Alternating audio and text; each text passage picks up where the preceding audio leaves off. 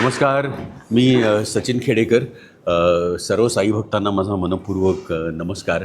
मी अनेक वर्ष शिर्डीला दर्शनासाठी येतो. आज शिर्डीत येण्याचा योग आला. या संस्थान देखील करता आली ह्याचा विशेष आनंद आहे.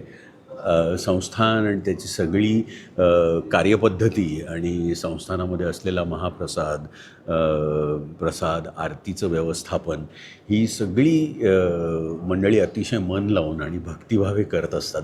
प्रत्येक वेळेला इथं आल्यानंतर नव्याने आपल्याला काहीतरी करण्याची ऊर्जा मिळते. हा इथे येण्याचा सगळ्यात मोठा उद्देश आहे.